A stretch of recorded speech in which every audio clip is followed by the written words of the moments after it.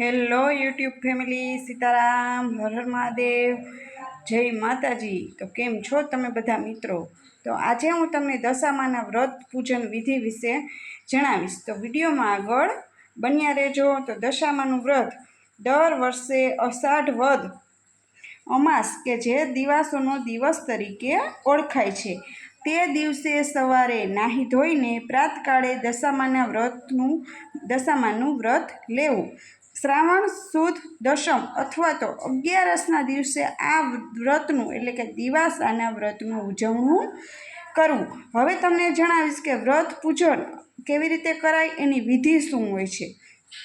તો છે કે વ્રત લેનારને દિવાસાના દિવસે પ્રાતકાળે નાહી ધોઈને સ્વચ્છ થયેલ પાટલા ઉપર દશામાની મૂર્તિ કે છબી અથવા તો દશામાનો સંકલ્પ કરી સ્થાપન કરવું તથા માટીની સાંઢળી બનાવી પાટ ઉપર મૂકવી એટલે કે બાજોટ ઉપર મૂકવી કે પાટલા ઉપર મૂકવી।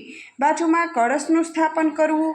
કળશ ઉપર સૂતરના 10 તાર લઈ કંકુમાં બોળી 10 ગાંઠ વાળવી અને એ કળશ ઉપર વીંટળાવવા તથા બીજા 10 તારનો દોરો કંકુમાં બોળી પોતે બાંધવો અને ધૂપ દીપ કરવા। શ્રદ્ધાપૂર્વક અને નિષ્ઠાપૂર્વક દશામાની વાર્તા સાંભળવી। જય દશામાં સાથે બોલતું જવાનું। એમ 125 જાપ કરી મૂર્તિ તથા પાઠને અને કળશને કંકુના 10 ચાંદલા કરવા। સાંઢળીને પણ ચાંદલો કરવો અને પૂજન કરવું। 125 ગ્રામ લાપસી, લાડુ કે ચોખા, ઘી, ગોળ નૈવેદ્ય ધરાવી પ્રસાદ વહેંચવો। એટલે એ તમારી અનુકૂળતા મુજબ તમારે લાપસી કરવી, લાડવા કરવા કે ચોખા ઘીનું કોઈ પણ નૈવેદ્ય કરવું અને પ્રસાદ વહેંચવો અને પૂજન કરી નમસ્કાર કરવા। બની શકે તો અખંડ દીવો રાખવાનો અને ઉપવાસ કરવા અથવા એકટાણું કરવું। દશામાની સ્તુતિ કરવી, શક્ય હોય તેટલું રાત્રે જાગરણ કરવું। આમ 10 દિવસ સુધી પવિત્ર મનથી પૂજા કરવી। 10 દિવસ નકોરડા ઉપવાસ કરવાના અથવા એકટાણું કરવાનું। નકોરડા કોઈ ન કરી શકે તો એકટાણું કરવાનું અને સાંજે ફરાળ કરવો, એ તમારી અનુકૂળતા પ્રમાણે। ઉજવણામાં કરવાનું છે। ઉજવણું આપણે 10 દિવસ પૂરા થાય દશામાના વ્રતના એટલે 11મા દિવસે ઉજવણું કરવું। તેમાં માટીની સાંઢણી જળમાં પધરાવી અને શક્તિ અનુસાર સુપાત્ર એટલે કે કોઈ યોગ્ય બ્રાહ્મણને સૌભાગ્ય શણગાર કે વસ્ત્રદાન કરવું।